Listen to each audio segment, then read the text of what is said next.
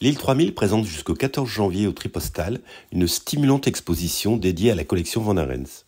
À travers plus de 70 œuvres de 38 artistes, le public découvre une collection privée d'art contemporain, poétique, ludique et politique. Walter Van Arens, qui est un très grand collectionneur, avec d'ailleurs ses enfants maintenant, depuis 2017, fait partie des 200 plus grandes collections d'art contemporain au monde.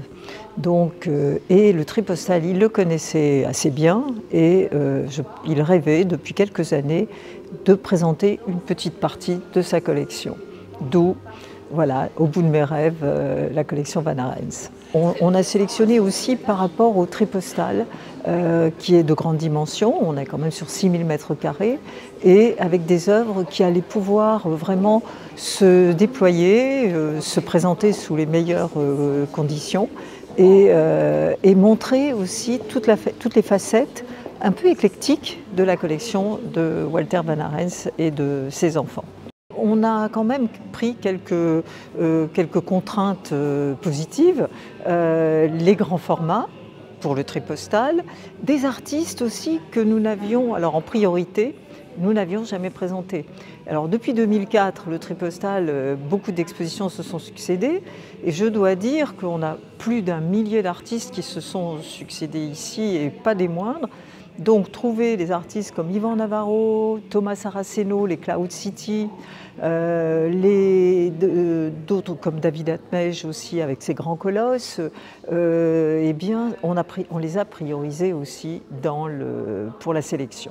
Mais il y a une prédominance sur la peinture, très peu de vidéos finalement, beaucoup de peinture et d'installations sculptures.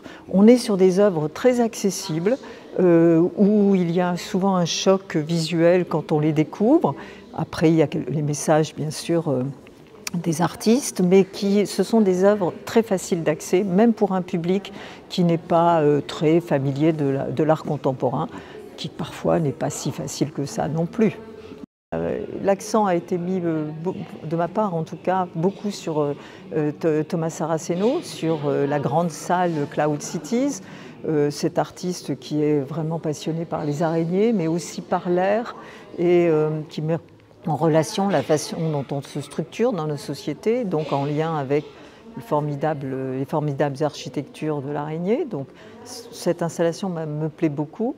J'ai aussi un coup de cœur peut-être particulier pour un artiste que je connaissais mal, qui est Frédéric Cunat, avec cette grande peinture un peu anachronique comme ça, parce qu'on a l'impression que c'est un grand paysage un peu post-romantique, et puis quand on regarde, il y a plein de petites choses, un cours de tennis parce qu'il adore le tennis, la mode, un sigle d'une grande marque de luxe, et puis des grandes références à la musique où on retrouve des pochettes d'albums de Lennon et Yoko Ono, Nick Drake, etc.